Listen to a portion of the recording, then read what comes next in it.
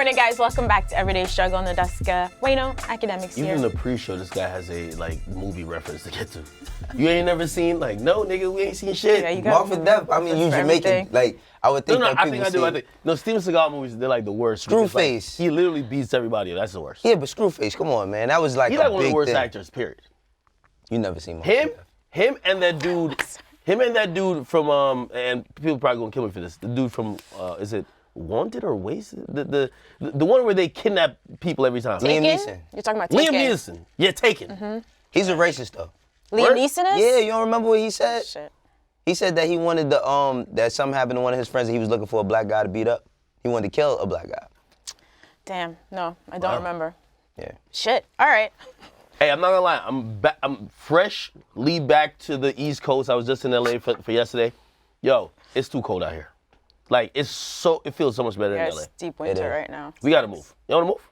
I'm open if you guys are open. I had on shorts like a week ago. Yeah. When we was at Complex Con, I had on shorts. So. Yeah, like when you get hit by that brick cold, like it doesn't feel right. The bones don't really. They start feeling a little. All right. Anyway, Everyday Struggle LA. We're not Monday. It could happen. I'm like tripping. Yeah, I feel like today's Wednesday. ahead. I know, it's a weird week. Time warp. Anyway, guys, last week we were talking about Drake getting almost booed off stage at Camp Flog Gnaw. So Tyler definitely felt a way about this shit. He was not amused. So he hopped on Twitter, fired off a series of tweets saying, I thought bringing one of the biggest artists on the fucking planet to a music festival was fire. But flip side, a little tone deaf knowing the specific crowd it drew. Some created a narrative in their head and acted out like assholes when it didn't come true. I don't fuck with it. So of course he's talking about them expecting Frank Ocean. Apparently no one ever said that. He said this was like mob mentality and cancel culture in real life. Drake, though, always with the jokes, said plot twists, just signed a 10-year residency at Camp Flog Gnaw. Sorry, kids, see you every single year till you're 30. I think a lot of people felt like we did. People were commenting like JID, like I thought we loved Drake collectively. We were just stunned by this. But do you feel this is really cancel culture in real life? No, I think, I ain't gonna lie, yo, and I love Tyler, the creator, but this is his fault. I'm serious, yo, like this is his fault because just while he's maturing now, look at his fan base and look at how he was in the beginning of his career. Tyler used to be saying, fuck everybody.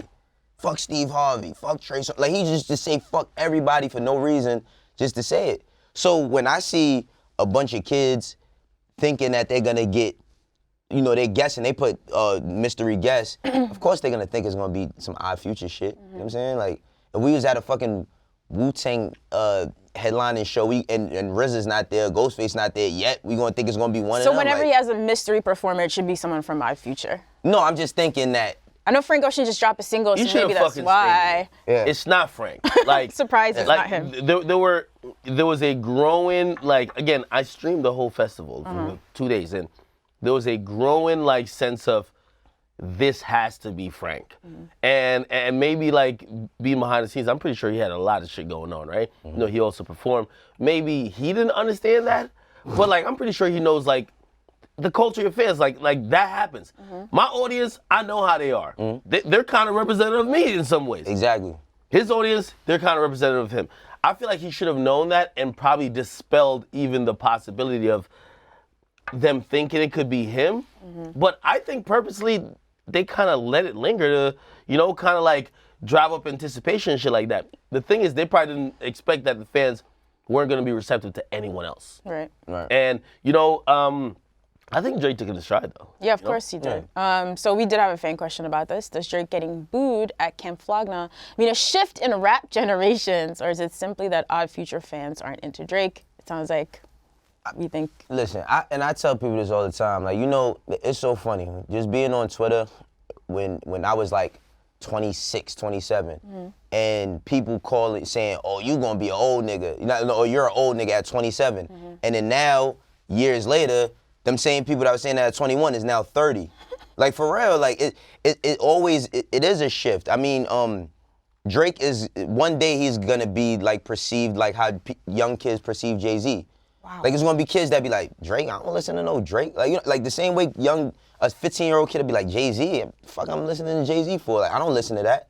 It's gonna happen. I don't think that this is a hit to Drake's career by no means. I'm just saying it's like, that's naturally gonna happen. As he gets older, there's gonna be younger kids growing up that's going to these concerts.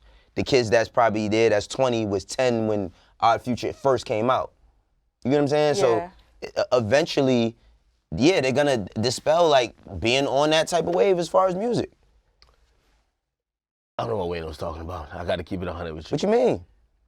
Because I don't even think like, what I'm hearing you're saying is like, yo, they're super young, and like what a lot of people look at Drake as, they probably don't. I don't even think that's what it is. It's I said like, that's eventually gonna happen. no, well, that might happen, but this definitely wasn't a sign that there's a shift. It was a sign that, yo, while I play this, if Boosie has a concert and Russ comes out, what do you think is gonna happen? Oh yeah, come on. Like, Okay, self-explanatory, right? remember when they brought OJ the Juice Man out in BB King's and everybody booed him Perfect. in New York? So we all have a shared understanding that hip hop is super diverse.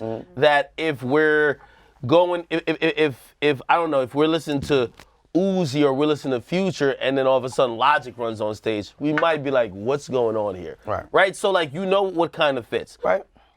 Drake is one of the people who 99% of crowds, I feel like he's almost like the one size fits all artist, where like everybody will like him, despite if it's a Dreamville festival. Well, that was the 1% right there. Yeah, that's that shit is crazy. I agree. It's 1%. Definitely 1% Yeah. right And I even told him, and that's when you know, he said to me, he said, yo, it was a moment of humility that he felt that, you know, he said it's always welcome.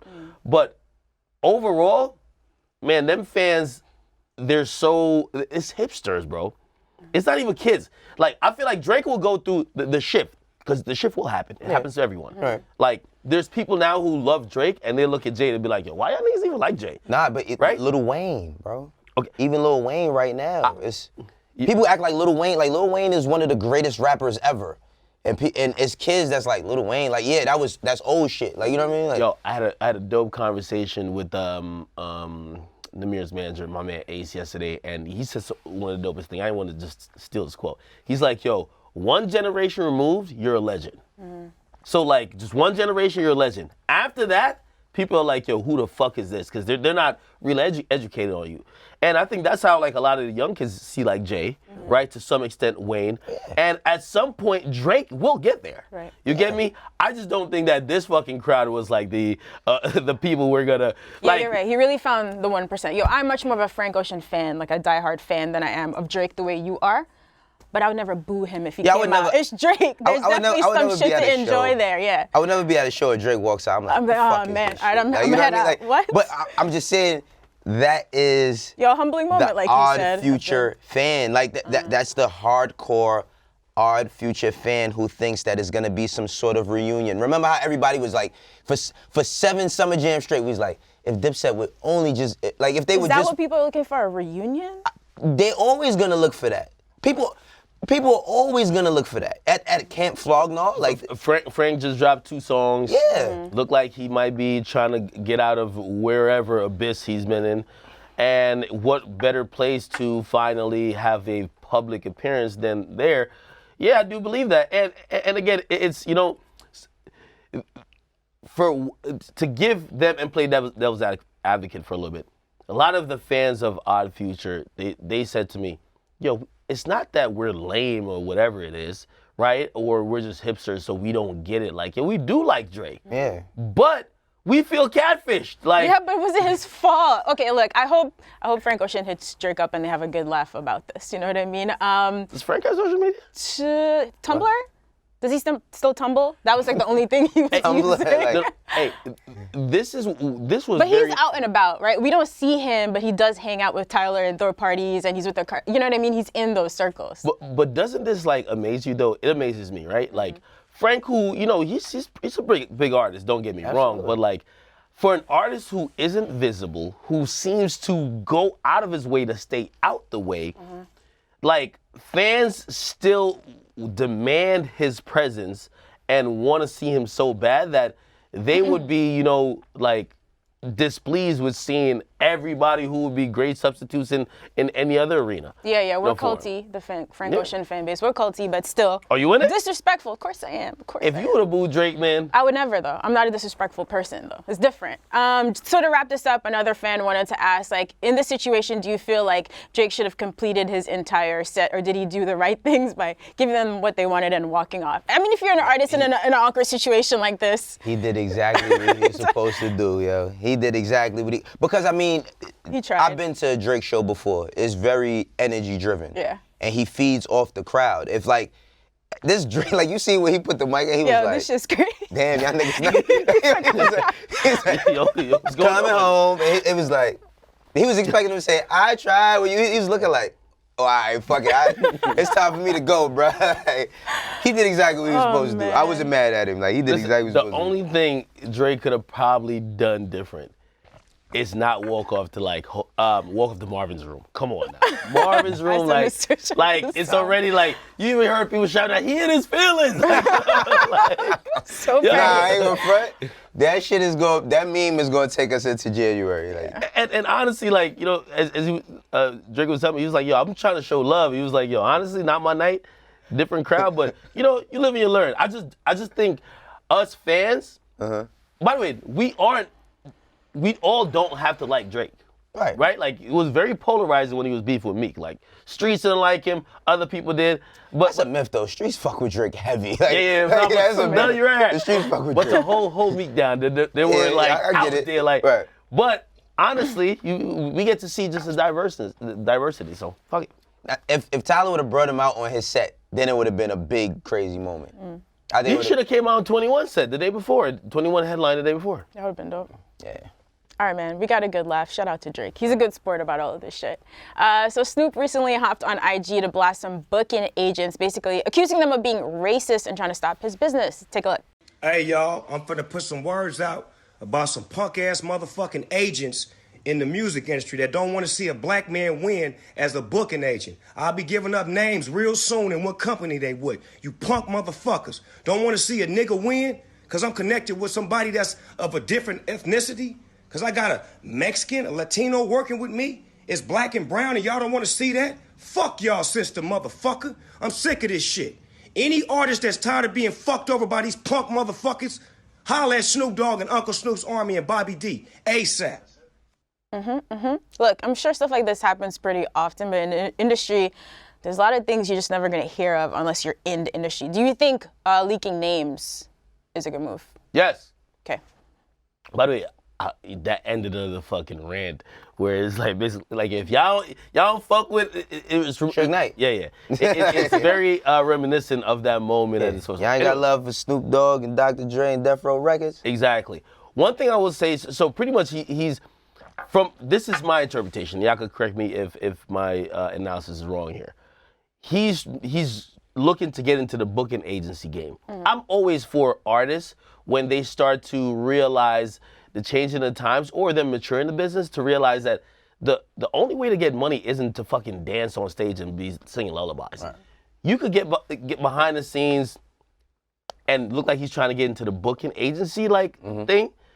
A lot of those companies, they're controlled by like a lot of people who, of course, they have connection shit, but it's controlled by people who ain't really like connected to the culture like a Snoop is. Right. Yeah, they're gonna try to box you out. I'm glad he's being vocal because there's a lot of sometimes hazy and scummy business that tries to keep out others that they could get all the money for themselves. Right. So to see Snoop trying to, you know, whatever his initiative is, like I support it because I do believe when rappers get to the point of retiring, not saying that Snoop did retire, you should be able to assume different roles. I like to see rappers, now they're talking heads, they're voices of the culture. Okay, they're setting up different enterprises. Like, I mean, in a nutshell, like what Rock Nation does, you know, on a bigger level, is what a lot of the smaller booking agency does. Who knows what Jay had to go through to even establish that. Snoop, I believe, is facing some of the same hurdles or at least similar ones. I'm mad at it because like even with, I mean, Jay was vocal about it when he went through the thing with the when he tried to become a sports agent. Remember how everybody was like, oh, he didn't go to school, he didn't get a degree, and this, that, and the third. And a lot of higher people in sports was trying to block Roc Nation Sports from doing shit. With Snoop, like, yeah, I'm happy that he's making a transition. Plus, he has the line on every artist. Who's gonna say no to Snoop if he's saying he got like this festival set for you or this tour set for you? I think like if he does air names, it kind of makes, it's kind of going to change the perception of him though, a bit, only because at the level where he's at in his career. But I'm not mad at him. In terms of like other potential business partners kind of thing, right? Yeah, I think that's the only thing that would kind of, and I don't think that hurts him. I mean, Snoop is very well off in his life, and he put a lot of work in over the years. So I think that's the only thing that would bother him in a sense. I'm for it. Okay. So culture vulture is a term that people like to throw around a lot. Eminem has dealt with this, I feel like, for his entire career. And most recently, him and Lord Jamar, it seems like, have been going back and forth about this. So anyway, N9ne got on Instagram to question people for calling Eminem a culture vulture, and posed this question. I was raised on music. All types of music. First was gospel. Rap smacked me. Then R&B. Blues. Jazz. Then fucking rock. So I am influenced by music that I was raised on. So when you see me at rock shows and you know my base is in hip hop, does that make me a culture vulture? No. So why the fuck y'all say it about Eminem then? Like he didn't grow up listening to hip hop. Y'all know he did. Let's talk about it. Go! All right, so someone coming to M's defense, thoughts? You agree with this perspective here? So we hear two things constantly, especially, even before the Migos kind of really coined culture.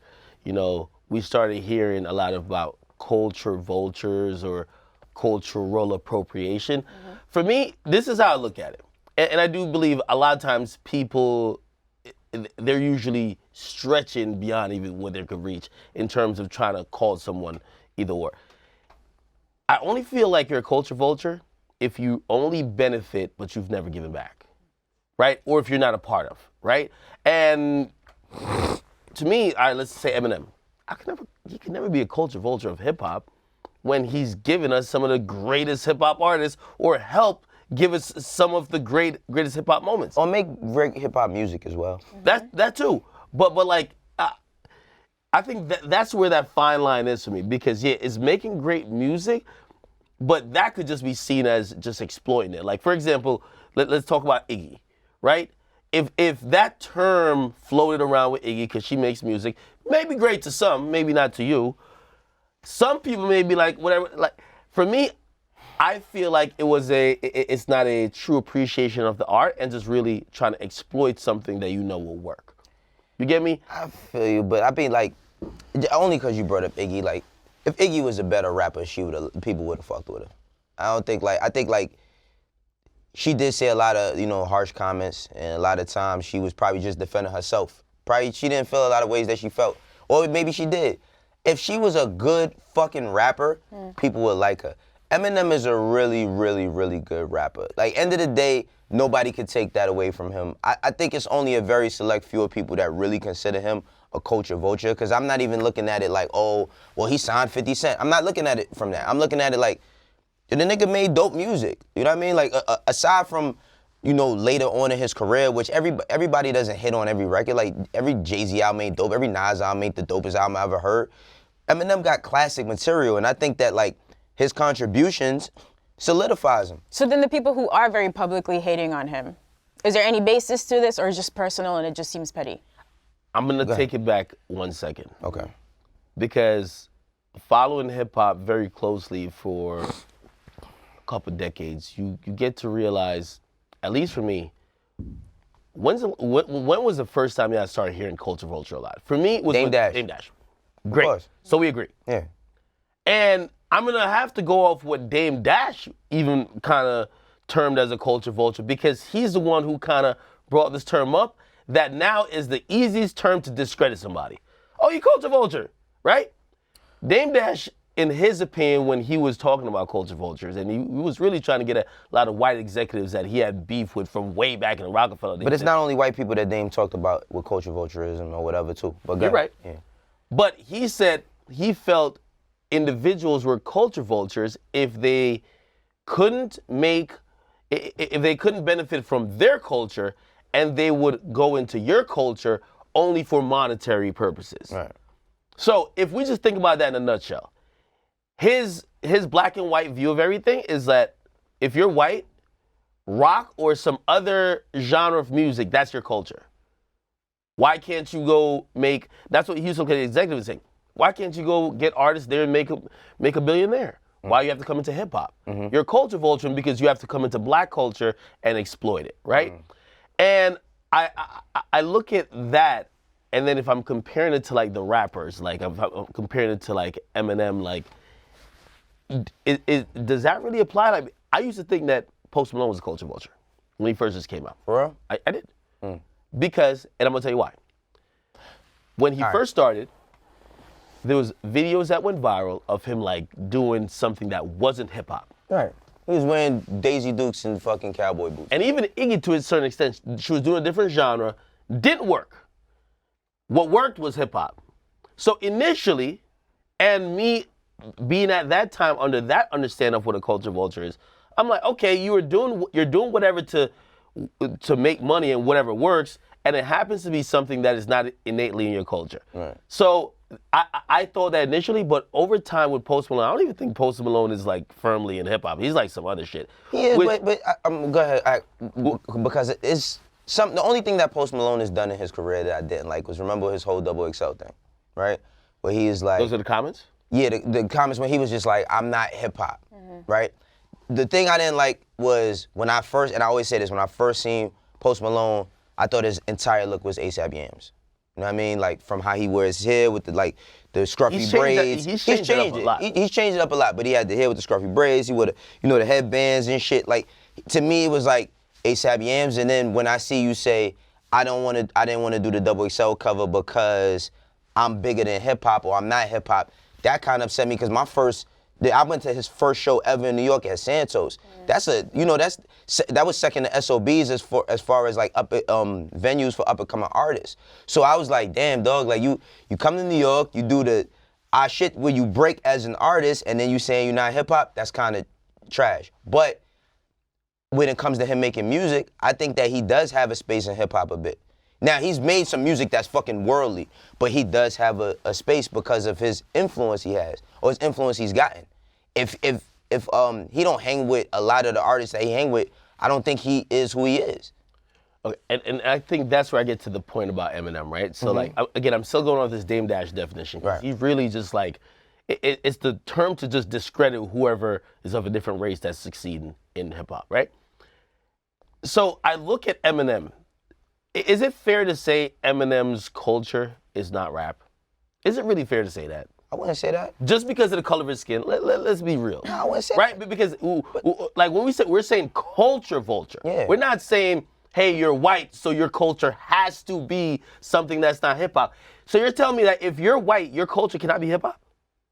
It can. If you grew up, if you know the history of Eminem, someone who's gone through, nigga used to be a battle rapper, coming up, that's all these know. You're saying his culture ain't hip hop? I wouldn't say that. Okay, so at that point, could he be a culture vulture? To me, no. No, I don't think, but that's the thing. There's tons of, what people don't know, like, there's tons of, like, white people that work in this game, even behind the scenes, that are just great people that have been in this shit. Like, I always, even down to Vanessa, I don't care what nobody's got to say about Vanessa. Have a hip-hop conversation with her. She got more knowledge than tons of people when it comes to this shit. You know what I'm saying? So it's like, I went and just called somebody a culture. I would consider a person a culture vulture that, like you said, like I would say don't show that you care, give a fuck about this shit. If you don't, if it's evident that you don't give a fuck about it, and I think that's why Iggy was put in that place, because yeah, she was supposed to be some pop star, but she was footed in rap, and it seemed like she just didn't care. Like when people try to educate her, I don't give a fuck about that. Like if somebody tries to educate you and you just don't give a fuck, then stay out of it. That's how I feel. But I wouldn't call Eminem.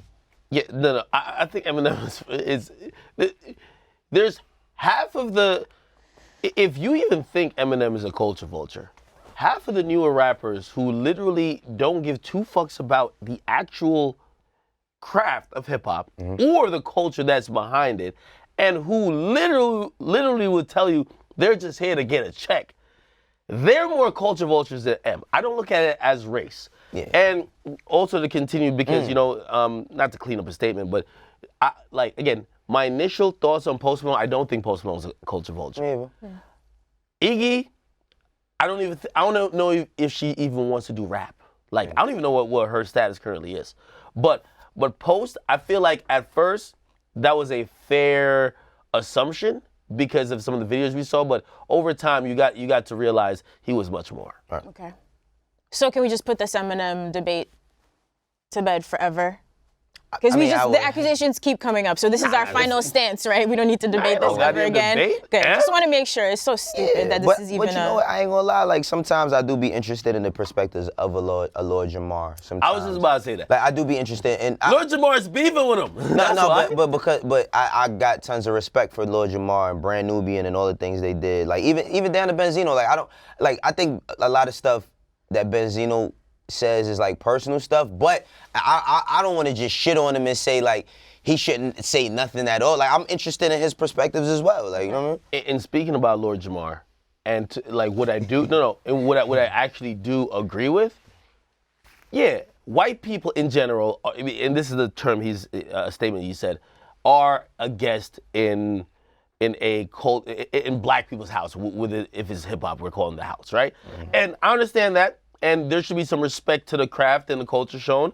And I just don't feel like M is going against that. I feel like people nitpick to kind of criticize M. Right. Yeah, absolutely. All right, let's move on. Two big facts are BS today from Skills. He said, this is the most iconic hip hop logo ever. Obviously Wu-Tang. Run DMC's logo is close. Def Jam, The Rock, Bad Boy, Death Row, no shade, but none of them had this reach. Big facts or BS? Big facts. Big facts. I almost got the Wu-Tang logo tatted on me when I was younger. Goodness gracious. I mean, I was a big Wu-Tang fan. Where would you have put it? I was gonna put it on my first tattoo. My first tattoo ended up being my initials, but I was gonna get the W9 in the middle of it. It says Wu-Tang. I was gonna put Wayno in the middle of it. Nah, that's serious. Do you have a Rockefeller tattoo or no? No. I don't have a Rockefeller tattoo. Are you gonna ask me if you have a Dream Chasers tattoo? Just get it all out and let's move on. I don't think you would. Nah, I don't have a Rockefeller tattoo either. No, just because of the story and history there, but I understand why, Wu-Tang, that's big ass facts. I feel like that symbol, even in other parts of the world, even other than the US, is just kind of, it's almost like the bat signal. It might be the bat signal for hip hop. It is. It's very iconic. It's very iconic. I mean, salute the Wu-Tang. I mean, it's very iconic. It's been an anniversary of Into the 36 Chambers. I think it's 26 years. It's been recently. Their first album. Wow. Yeah, the brand of Wu-Tang and just even the branding in terms of that logo is going really far. I credit that to RZA a lot, but I'm pretty sure there's other minds and heads that have. You'll see that shit on merch. I gotta, of course, RZA, but you gotta credit. You gotta give it to all of them. You gotta give it to all of them. What is Wu-Tang without all of them? Even ever since ODB passed, it was very different, but all of them did heavy lifting. All of them did heavy lifting. I think that's why they still get their flowers while they here. For real. All right, big facts. A couple quick hits before we go. French Montana was on a very recent episode of Sneaker Shopping. He opened up about his perspective on Drake and Kanye's beef. The 350 shot, what was your reaction when you heard it? Did you think it would be that big and that a sneaker could cause that? You trying to throw me under the bus? I'm asking though. Artists, they're sometimes, brothers always fight. Absolutely. And I feel like that's what they was going through at the moment. And I didn't really didn't pay attention. I wasn't, because I knew they live next door to each other. Right. So I just felt like, there was brothers and they was fighting. I fight with my brothers all the time. It's a very sunny perspective on this beef. I don't know, it seemed a little more serious than this though. What do you think? I want to know what Ag think. Salute to my man French for getting his diplomatic Khaled on, because him, just like Khaled, their records are usually the palette for artists dissing other artists. And we could go back to, first of all, Shopping. Drake, No Shopping.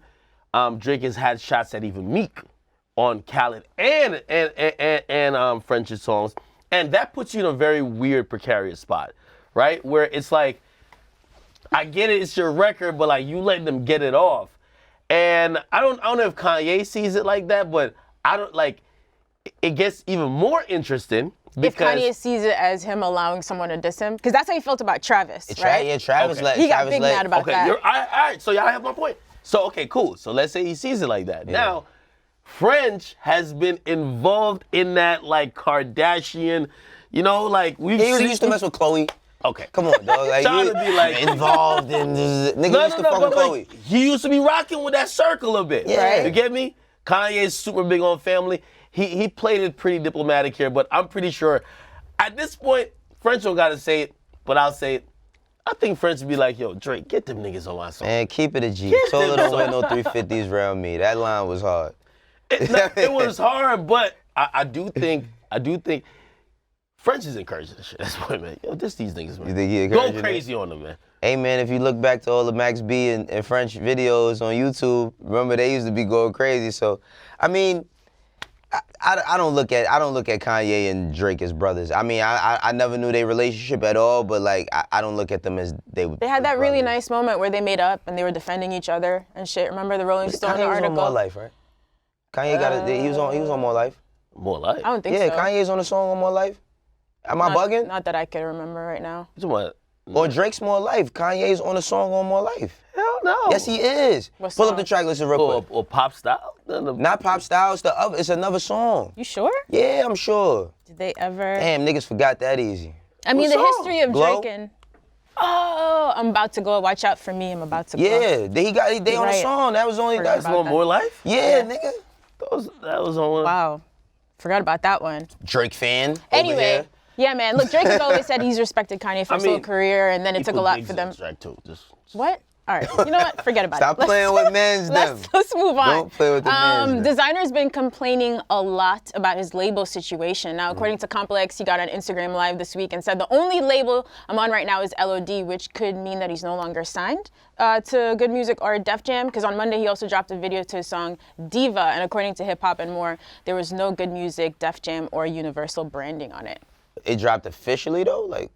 Desiigner finally free? I mean, if that's true, then that's the right direction that Desiigner wanted. He's been very vocal about being off of Good Music and Def Jam for like a year now. So, I mean, I hope that him and his team, you know, they just got a plan and a direction, you know? I'm just surprised that it was just let him go scotch-free. Like, even if he got off Good Music, just go to Def Jam. Like, I mean, maybe he's not happy with them either. You're right, maybe. But I'm looking at it like, when I look at artists like that, I look at, man, you got a big-ass deal probably when you were signed.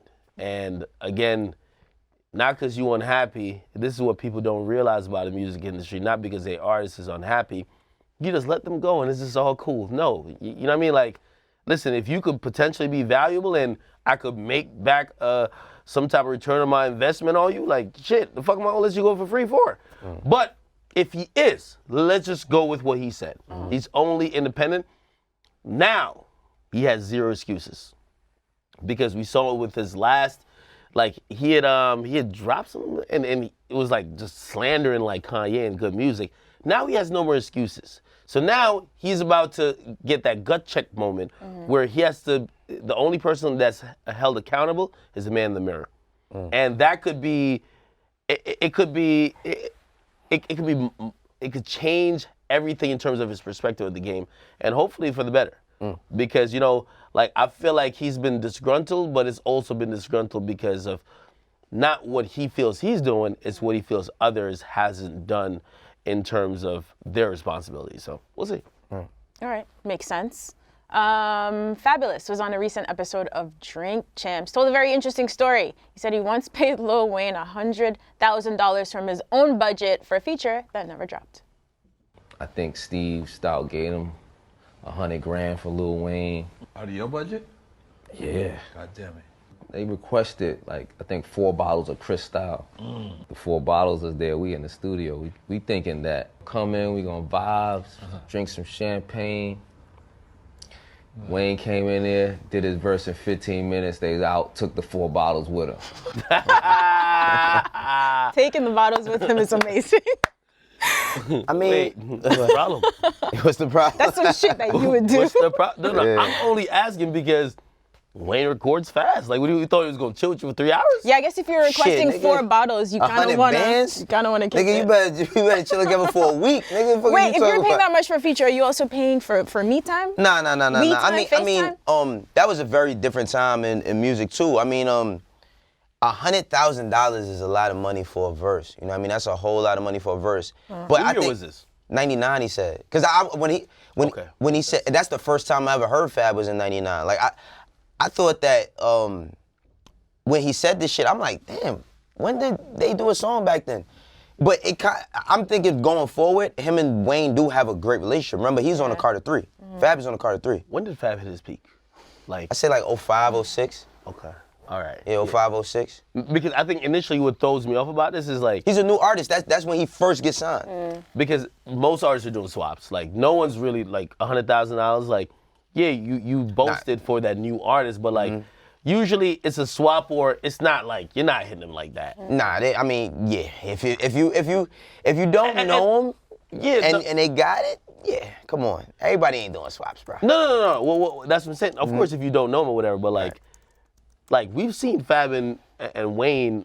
Yeah, later on. Like, That's what I'm saying. Yeah. The timing matters. The timing because matters, yeah. If this was like, oh, this is like 2000, like 16, I'd be like, what the fuck? Well, 99 is when like Fab was first started jumping on the Clue tapes. You know what I mean? When him and N9ne, damn, that's crazy. Him and N9ne was on the same freestyle together on the radio. Like they freestyled on the radio. I'm wondering how much of the budget was that? Like, was it $1 million budget or was It's this shit definitely was like, over $1 million. Like budgets was crazy, super crazy back then. So way over $1 million. okay. So Is that I mean, it was a lot of money, but I mean, it wasn't like he couldn't make his album after that. For some reason, I would have just put it out. That's just Just leak the. I mean, you can't. And I think that's the next thing. Well, I mean, was it cleared? It looked like Fab's album didn't come out till 2001. So maybe they didn't clear with You know what I'm saying? Like, if he did this in 99, his album didn't come out till 2001, September 11th. Like, Well, here's the thing about like current day, right? So you could tell this is dated because you're saying you paid him the money and he pulled up. Now you probably pay a nigga like he sends you the verse. Like you don't know how long he took on it. Yeah. It took 5 minutes or maybe it took 5 hours. Who knows? Right? Interesting. right. All right, man. I want to end with some not great news. So Lil Reese is reportedly in critical condition in Chicago right now. So according to ABC Chicago, he was shot on Monday afternoon.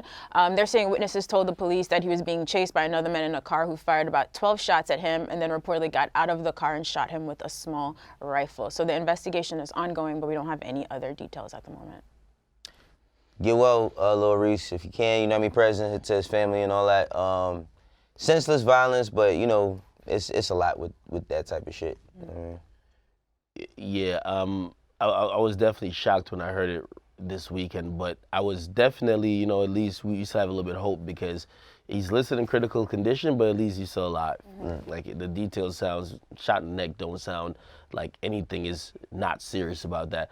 I'm hoping he pulls through. You know, I got a chance to meet him in the last couple of months, and this is all what I would say because a lot of people, they think about artists like that and they think about, oh, the drill moon, blah, blah. Let me tell you this, you know, you have to allow people to grow. And when I met him and interactions we had prior to me meeting him over the years, he was someone who was an adult, finally. People seem to forget, like, when you're watching, like in 2013, when you're watching Chief Keef, Lil Reese, you're watching Lil Durk, you're watching even Fredo Santana, God rest his soul, like you're watching kids that are 16, 17, like all the way up to like 18, making really dumb decisions. They don't know how to handle fame. They don't know how to handle a lot of issues going on. And I definitely saw him grow up a bit and be very mature. But I will say, like, unfortunately, like, you know, Chief Keef, he moved to like LA. And some of the artists, they still stay in Chicago. It's still very dangerous out there. So I'm praying for him and, you know, hopefully he pulls through and, you know, everything will be okay. But, you know, I was very disheartened to hear this weekend. Yeah, let's hope for some good news. Guys, that's our show for today. Thank you for watching. We'll see you here tomorrow on Everyday Struggle.